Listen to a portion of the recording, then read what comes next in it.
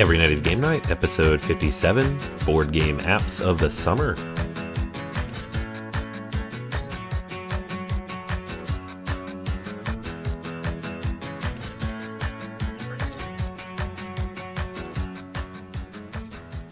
Hey guys, welcome back to Every Night is Game Night. This is episode 57. With you once again is Anthony and Jason. Yo, my peoples, what's up?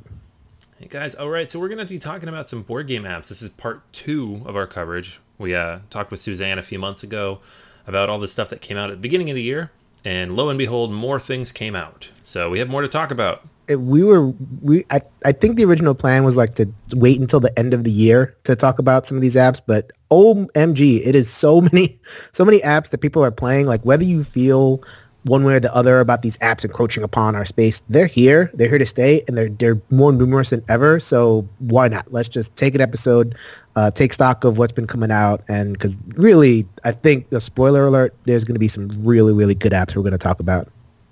Yeah, it's crazy. Like, we had a meeting with Asmodee Digital at Gen Con, and she gave us this big laundry list of apps coming. And you've got, like, new versions of Catan, Zombicide, Smash Up is coming here in a couple weeks. Not to mention the big announcement, which was Terraforming Mars and Scythe, which we already knew about. Mm-hmm. It's going to be crazier than it already is. And this week, we already have a ton of stuff to talk about. So, yeah, if you like your games digital, it's a good time for you. Yeah, plan on another one of these at the end of the year as well. So if you don't like it, then cover your ears because it's coming. Yeah, yeah, we had to cut a few from this list because of time. So this might become a thing we do every 3 months. Who knows? I really hope we don't do it every 3 months. Yeah, I know. We'll cover the bases. The one that came out. So we're gonna pick it up after Race for the Galaxy because that was the last app. In fact, I think it was releasing as we were talking to Suzanne a couple months ago. So we're gonna go a little bit past that. The one big app that I can think of that we didn't get coverage on was 8 Minute Empire, which I hear is very good. But that's not really in Anthony or I's wheelhouse. So we'll skip it for now. But if people say that it's really, really good, we'll catch up and just go on with what we got. Yeah. So let's go ahead and dive in with the apps we're going to be talking about now. I'm going to kick things off with Jaipur. So Jaipur is a 2-player card game. Speaking of Asmodee Digital. Yeah, exactly. So this is one of their big releases from early in the summer. This one came out right around or shortly after our conversation with Suzanne. I think she was talking about the beta at the time. And it's a 2-player card game. So it's actually a very good 2-player card game. It comes in a small tuck box, and it's been around for a little bit of time, and people cite it as one of the great 2-player games. So when the app came out, people were, I'm not going to say surprised, because it's an interesting kind of hodgepodge that Asmodee Digital is releasing, but it felt a little bit like this is an interesting selection. But then when you see the game implemented, you understand why. The basic mechanics of the game, though, are very simple. You're basically just trying to pull together different sets of goods in your hand from this common tableau between you and your opponent. There's 5 cards out at any given time, and they consist of spices and plants and cloth and silver and gold and spices. Those are gems. The red ones are gems, guys. So you're trying to get 2 or more cards of any one of those that you can then trade in for the chips. And if you get 3 or more at a time, you get a bonus chip. There are camels as well. You use these camels to swap for multiple cards at a time. So normally on a turn, you can just take 1 card from the tableau. If you have a bunch of camels in your hand, you can swap those to get multiples at a time, up to your hand limit of cards. So you're kind of going back and forth, manipulating the center, building up sets, swapping them in for tokens. And the round ends when the deck runs out, or if, I think, 3 of the different chip stacks runs out. Yes. And then you see who has the high score, and whoever has the most camels gets a nice little bonus, I think 5 points for that. And that's it. So, as you can imagine, this is a pretty quick game. And in the app, it is a very quick game. You can get through a game of Jaipur in the app in about 3 minutes. It's like bam, bam, bam. So much so that the way it's been set up is you play multiple rounds to determine the winner of a single game. And there's a campaign mode built in where you can go through and play multiple different challenges and opponents, against the AI across multiple games. So the game is designed for solo play. Now, there is a pass and play, and you can play against other people, and that's great because it's an awesome 2-player game. But the AI in the basic version, which comes in multiple difficulty levels, works fairly well. I haven't run into any bugs or issues in the game. It's very smooth. It looks very pretty. It's very bright and colorful. And those campaign challenges are always an awesome addition to a game that's this simple and quick to play. It's one of the reasons that Splendor, the only way I'll play Splendor is in the app, is because they've added those challenges. I'm not saying the only way I'd play Jaipur is in the app, but this is a game I didn't own previously, and with the app I play it all the time. So I've been very impressed with it. I still haven't picked it up because I have so many 2-player card games, but it's one that I'm definitely keeping an eye on. I actually disagree with you about the Splendor app. I hate those challenges.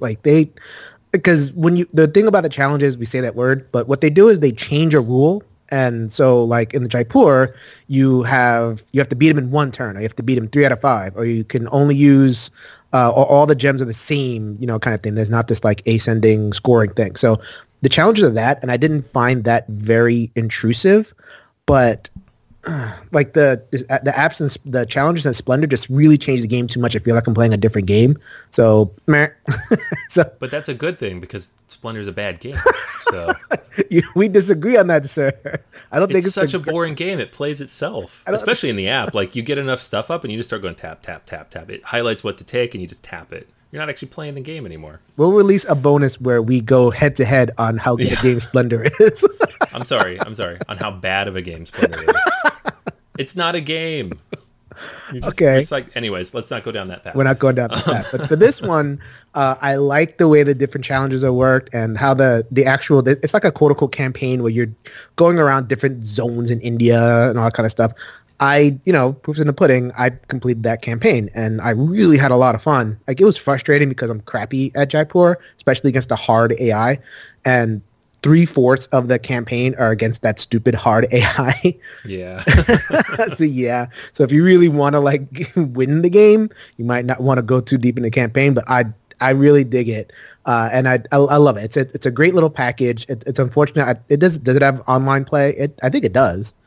Right? I think so. Yeah. Let me just pull this up. But yeah, it has online duel mode. Yeah, I haven't tried it, but I'm not really an online dueler. Anyway, it's there for you. If it doesn't work, please someone let us know. The campaign is cool. The little achievement things are cool. The thing where you can build a temple, like you can actually buy pieces to build a little temple, that doesn't work at all. I don't even know why it's there.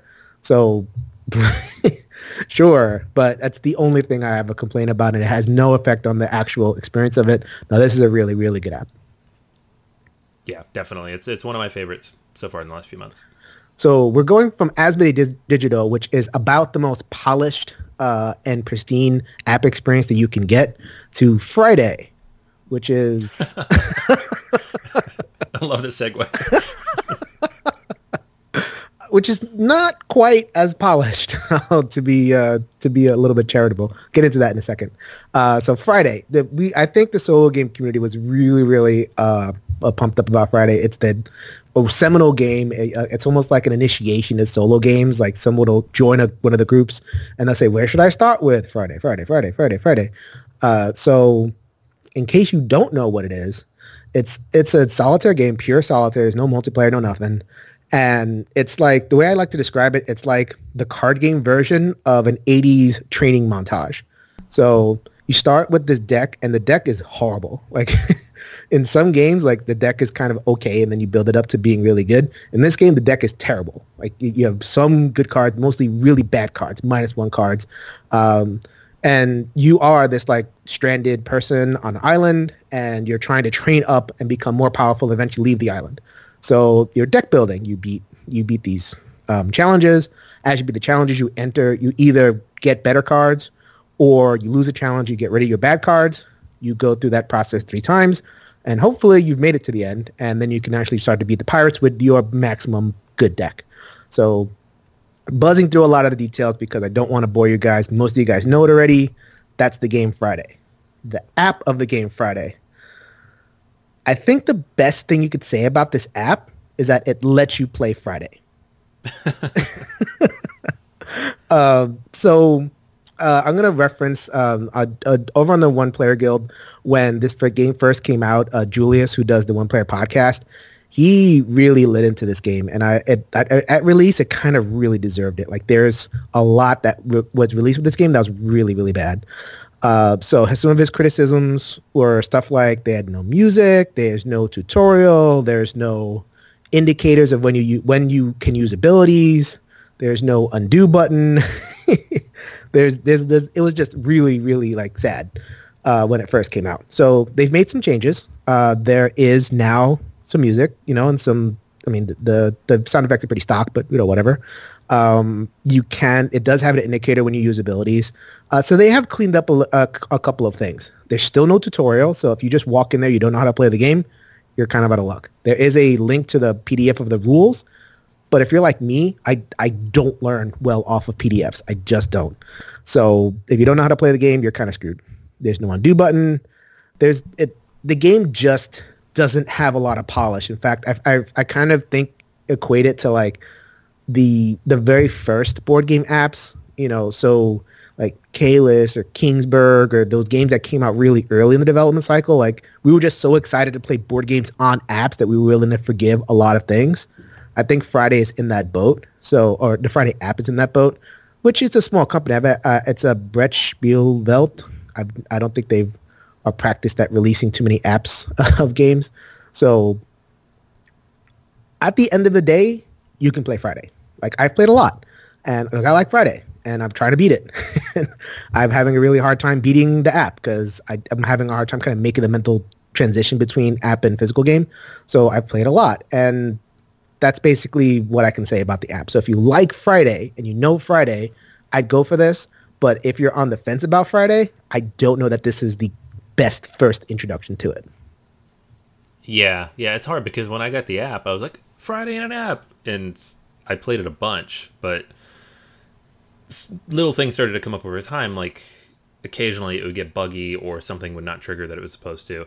And it's funny because there is no AI in this game. It's just you're running through a deck. So it's not like they had to program that much into it, and yet it's still missing so many pieces. So I think with time I just got kind of frustrated with it, even though I was still excited to play it on my phone. It's just such a simple game. I don't know why you couldn't have made a better app for it. Yeah, and I think that was did they want to make a better game? Should they have made a better game kind of thing? Like at the end of the day, we're playing Friday on the app. Is that good enough? So like the game was $5, and I think a couple of people were like, "Oh, well, this game isn't worth $5. It's worth, if it was $3, I'd pay for it." And that was kind of like a jarring thing to me. It's like it's just a couple of dollars. What's the difference? But the more I thought about it, the more I was like, I like it because I like Friday and I play Friday. I don't love Friday, but it's nice. But as an introduction to newer gamers, like if I'm on the fence about something, am I going to plunk down my $5 in order to, be introduced to Friday this way? This is one where I would say, as opposed to Jaipur, I would definitely recommend just jumping into that version of it. Friday, you're going to want to start with the physical game.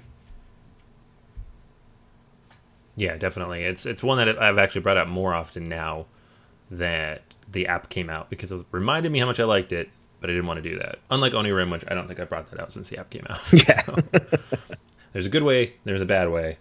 Now we know. Right. And I wouldn't say it's bad. It's just, apps have kind of come a long way since that first generation. But if you're okay with that, like kind of first generation-y, deal with issues, you're happy to play the game itself, well, there you go. Yeah, definitely. It's a game. It's there. All right, so the next one on the list here is Bottom of the Ninth. This is a brand new app. It just came out, I believe, shortly after Gen Con. They were showing it off at the show. They were handing out codes to people. And when it got back, it was available. So this is a two-player dice rolling baseball game in which you simulate the bottom of the ninth inning in a baseball game. So you either play the batter and you're trying to score one run, or you play the pitcher and you're trying to stop them from scoring that one run and hopefully win. So the app is a pretty, I don't know how to say faithful implementation because we're talking about a dice game here, but it is a, I guess, fanciful kind of dressed up implementation of that game. Mechanics wise, it's a very simple game. You pick your pitchers, you pick your hitters, depending on what side you're on. They each have special powers based on certain tokens that you're going to play, and then you're going to play there's these two different options: inside, outside, high or low, and then you're trying to match it. If you're the batter, you're trying to match what the pitcher is doing. The pitcher has like a strong pitch, so they can throw that strong pitch. I'm forgetting the exact language here, but they can throw their ace pitch, but it causes their exhaustion to go up. If you are the batter and you guess exactly where it is, you get to use your MVP ability. If you guess one of the two, you get to use one of the special abilities on your card, and so on and so forth. So that's pretty much the core mechanic of the game. You're just trying to get people on the base and then move them around. If you do get a hit, then you do this roll off. So when you're playing against another person, it is exactly as it sounds. You're both rolling as quickly as you can until one of you gets a 5 or a 6. In the app, you're just kind of tapping the die periodically. I guess it works, but dice are never quite as satisfying in an app as they are in real life. So the app as a whole, the presentation is nice enough. They have like this old 20s style, baseball artwork. You go through and you choose your pitcher and your support character, or your batter and your support character, and they bring up the cards. They're very nice. They're very pretty. Showing the back of the cards from the actual cards. If you have the actual cards, they're basically made like baseball cards. So those are all done really nicely. Visually, it all looks very good. But once you get into the game, it's kind of a funny looking, it replicates what it looks like to watch baseball on TV. So you have all the cards on one side, you have the box score, you've got the stands full of meeples. You have your meeple standing on the mound pitching to the batter meeple. It's so much stuff going on for what's relatively simple game. It's very charming, I guess is the best way to describe it. But it's also a little bit much visually. There's just a lot going on there. Now, I'm not saying I know what I would change about that or do differently. There's just a lot here. So I like it. I mean, it does the game right. I just don't know that it's a game that I would have looked at and said, that needs an app. And maybe it's just because I'm not a big dice rolling fan in apps, because it's not as much fun to tap a die on a screen and to know that there's a random number generator in the back there that someone's programmed telling the die what it's going to be. But it's there and it works pretty well, and it has a lot of different options. You can play locally, you can do ranked matches, there's a tutorial, there's casual matches. So it does the game properly. So if you like Bottom of the Ninth, this app is good. If you have not played Bottom of the Ninth, or you don't like dice in your apps, then it might not be for you. But it guess it depends on kind of where you're coming from. I have not played Bottom of the Ninth, so I trust you. Yeah, I mean, it's a good app implementation of a game that I don't necessarily think needed an app, but that's we'll see. I don't know what other people think of it from there. It's a very personal response to it, but if you wanted to know how the app was and you liked the game, I can tell you they did everything right, and it works, and it's not buggy, and it's very clean. Yeah, and I think like the whole question of whether a board game needs an app is kind of a funny thing, because we're gonna talk about Through the Ages. The Through the Ages need an app. Does any of these games really need an app? And I think that the answer to most of them is kind of no, but it's a true thing that when you have a digital game, you're more likely to at least think about getting the physical game, because something in the back of your mind says, okay, I like this app and I want more. Or if you have a physical game and it's on your shelf and it's not getting played, you might be likely to buy the digital version because, now I'll get to play this game that I clearly liked enough to buy. So they kind of feed off each other. So like the people who own one, there's a high chance they're going to own both. So, if you make an app for a game, then chances are a developer said at some point, let's spike the physical version sales of this game by making this app. So it's a sales thing. So I don't mind if a game seems like it's kind of needless or whatever it is. They're trying to drive physical sales. So, more power to you. Anyway. Okay. So, soliloquy over. I'm going to go into a game. I don't believe that you've played this game, right, Anthony? Burgle Brothers? I've played the physical version, but I've not played the app yet. All right, so Burgle Brothers. So this is the game by Tim Fowers of Fowers Games, and this app implementation is also by Fowers Games. So they're doing an in-house development over here, which you can actually tell it's by the same people who did his other game, Paperback. The motif is the same. The art style is the same. It has this kind of grainy, papery quality to it, and kind of evokes that pulpy 1940s vibe. So in Paperback, it was, you're like a novelist putting together a book. In this game, very, very different. I'd say this game is a lot more like Forbidden Desert in the sense that you're playing characters, and the characters are moving through a board, and the board is a bunch of tiles, basically. So it's like a 4x4 grid of tiles. So like in Forbidden Desert, you're moving from place to place, you're uncovering tiles, you're kind of being guided along depending on what are on the tiles. Unlike Forbidden Desert, though, instead of just kind of finding random parts, you are looking for a safe. The tiles represent a bank, and you're in there doing a job. You're looking for the tile that has the safe. And then when you find the tile that has a safe, you go to another grid, 4x4 grid, which represents the second floor. So you're looking for another safe. So you do that 3 times. 3 different 4x4 grids, and you escape. That's how you win. So the opposition of the game is represented by the randomness of the tiles. I mean, it's a very random game. I'll get to that in a second. Also, there's a guard. So the guard is like a little meeple guy, and he's running around the bank, and he's animated by like an event deck. And if he runs into you too many times, if one of your guys loses their stealth tokens, you lose the game. So, pretty simple concept over there. I think that hopefully that's enough to give you a sense of what's going on. So the app is basically a straightforward representation. There's like some apps, and I'm thinking of the Takedo app in particular, really do a lot to change the presentation of the game. So this game is way on the other side of that. This game basically is the physical game. It's the physical tiles. It's the physical pieces, your little bank robbers, like the exact meeple is represented there. And so you're basically getting a straight port of the game. As far as the game itself, I see a lot of comments, like I look at the reviews on the Burgle Brothers thing, a lot of comments that are saying, this game is impossible. And it's really, really hard because it's really random. Like there's so many ways in which you can get screwed. You can get screwed by the event deck, making the guard run back and forth over you and just like killing all your stealth tiles. You can just get a random layout of tiles that makes it impossible to move 3 steps without setting off an alarm or getting caught in a deadbolt or something like that.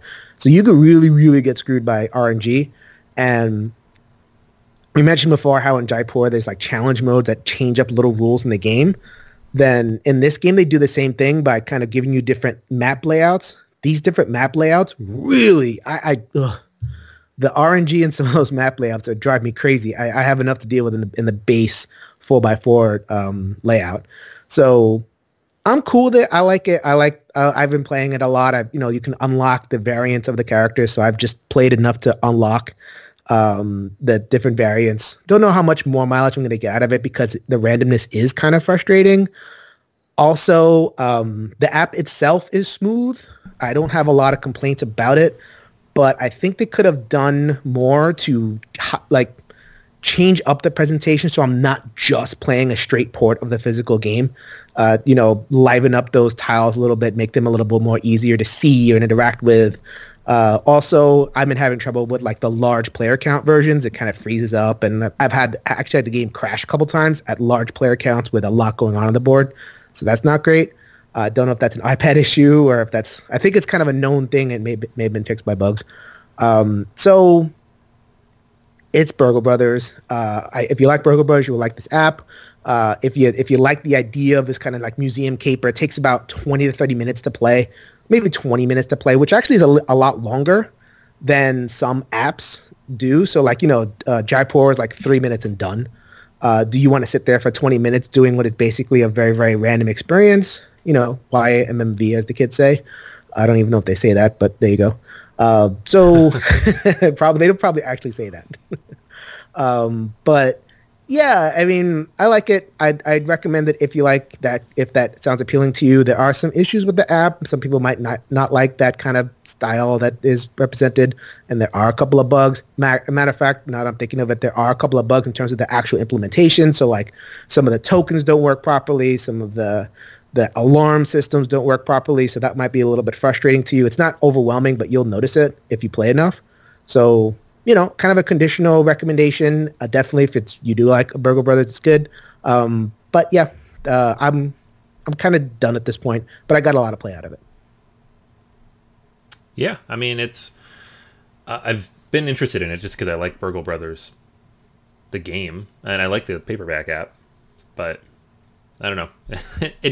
Again, it's another game where I'm like, I don't know if I'd want to play this in the app, but I mean, it kind of fits because it's kind of that cooperative element, and it does take up a lot of space when you lay out all the tiles physically. Yeah, that's definitely the thing the app does. Like if you don't know Burgle Brothers, you either have 3 different 4x4 grids laid out on your kitchen table, which is basically the entire table. Like it's a giant amount of real estate and it's a giant amount of setup to get all this stuff in there because you got to take out the save tiles, you got to shuffle them, and all sorts of stuff has to happen. Or you take the handy dandy tower that Tim Fowers made, and you just and you can make one yourself, but it's a 3-tiered tower, and you have to put you put all the tiles in this 3-tiered tower, which means by the time you get to the top floor, you're standing. Yeah. Don't know how long I want to spend standing. And if you know that game, you can really get hummed in and spend a lot of action trying to get yourself out of it. You're going to take a while. Like this game kind of takes a while. We're going to get into it with the next game. Like how much time do you want to spend in front of a screen playing some of these games? So Burgle Brothers might be on the outer edge of that for some people. But it does handle that setup time issue. It does handle the real estate issue. And it's a good implementation of the app. So at the end of the day, it's a recommendation. That's Burgle Brothers. All right. So enough teasing on this last one. We have Through the Ages. This is the... I feel like we need more fanfare for this, man. Through the Ages! Through the Ages! A new story of civilization. 3 years in the making, this one. This is the Opus app developed in-house by the team behind Through the Ages, CGE, Vlada Shavatul, and all of his programming buddies put this one together for us. It is the digital implementation of the second highest rated game on BGG, and it is extremely well polished. I've yet to run into any bugs or issues, at least on my end. I'm not going to run through how this game plays. It's a big, meaty game, but it is basically the objectively, subjectively, what path we want to go down here, but is one of the best Civilization games, period. And it's card-based over the course of, I believe, 3 ages, but there's also the antiquity that gets you started, and then there's like a 4th age, just kind of clean up at the end of the game. You run through politics, you're playing different events, you're using up your civil and military actions to take cards and build new production buildings and put wonders out there. You're building up military strength, you're playing aggression cards against people, you're starting wars, you're doing everything that you want to do in a civilization game, and it's all card-based. So the app takes all of that and puts it onto your iPad screen, and it manages to do it fairly well. And I don't feel generally too squeezed. Like any game like this, you do have to click in to see what cards say. They don't even try to show you what the cards say, unless you tap on them to read the full text. And so there's a lot of tapping and swiping, because if you want to see what your opponents are doing, you have to kind of swipe over to the next screen. If you want to see what you've put into the event deck, you can tap on that at any point to look at that. If you want to see the progress on your wonders. And so how it's all laid out is like this tableau, and each of the cards you end up playing is represented by a building that's out there. So at the beginning of the game, you have your farm and your mine and your lab and your little army, and they're all there on the screen for you to see. And as you play new ones, they show up on the screen, so it'll kind of zoom out a little bit and show like the statue you built or the pyramids you have in the background, which is all very cool, visually speaking. If you tap on it, it shows the cards. So, if you're playing the game and you've played the physical game, you're like, it sounds great, but I don't really, I'm not going to know what I'm looking at. Don't worry, if you tap on it, it'll show you what you're used to seeing.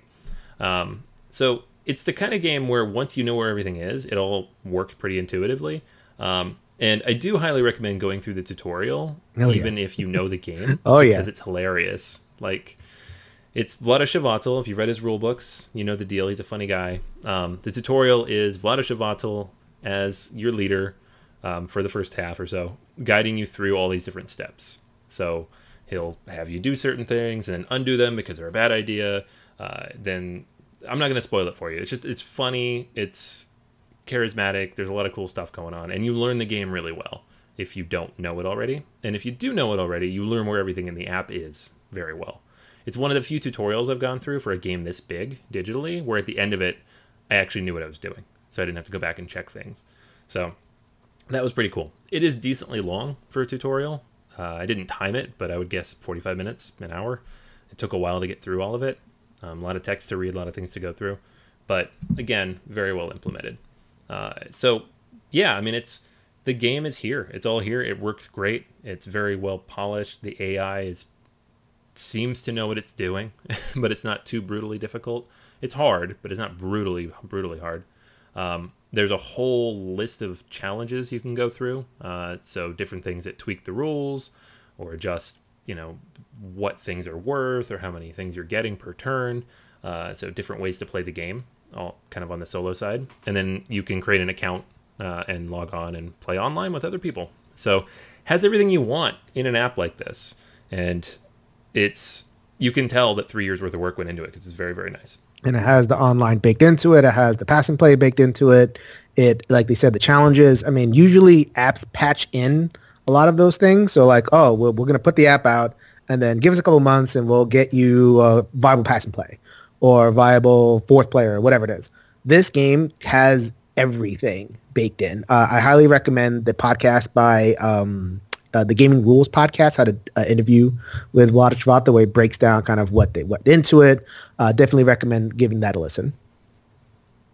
Yeah, I can only imagine. I mean, it's definitely a ton of work, and I can't think of like a major developer, a big studio doing a better job than this. It just looks and feels great. So for me, as a guy who plays big heavy games, I love apps like this because it allows me to play these big heavy games on the couch while I'm watching TV or just in session, so you can pause it, especially if you're playing solo. You pause it, you come back to it later, whereas I don't have to leave the thing sprawling on a table. But you are right in that it does take a while. So as a single sitting, it is kind of an interesting choice from your app collection. How long would you say a full game takes? Depending on how much time you want to spend thinking, like maybe 40, 45 minutes.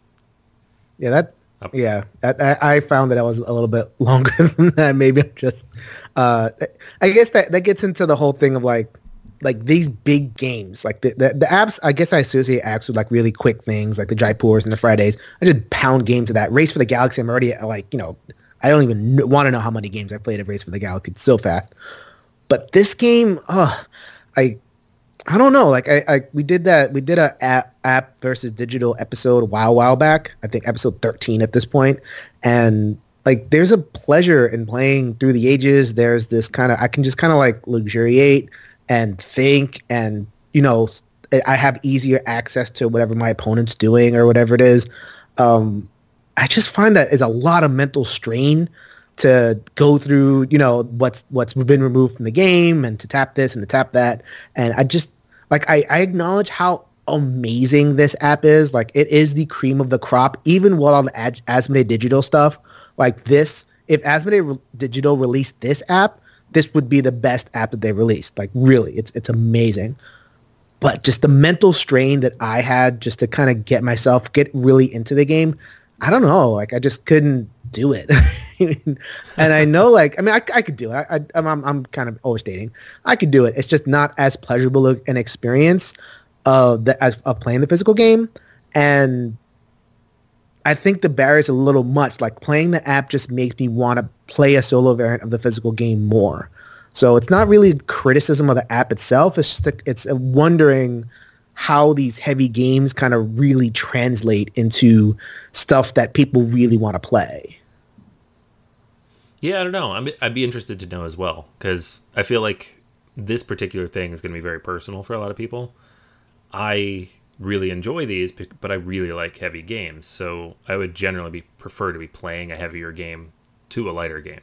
You know, you put Terra Mystica and Through the Ages on my iPad next to Jaipur and Race for the Galaxy. I'm probably going to play the heavier ones for the more actual total time. Maybe not more plays because they take longer, but more total time. I'm probably going to enjoy those more.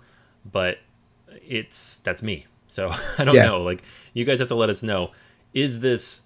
Does it make you want to play this game more? Prefer the physical one to the digital one? Like, where do you land on this? Because I think a lot of people are going to have different answers here. Yeah, and I think so that's kind of an open conversation, just kind of putting it out there, because like Anthony was saying, people are going to have different reactions to it. Just from my end, as a person who enjoys lighter card games and everything, and I love Through the Ages. Through the Ages is in my top 10 personal. Like, this isn't a Jason hate Euros thing.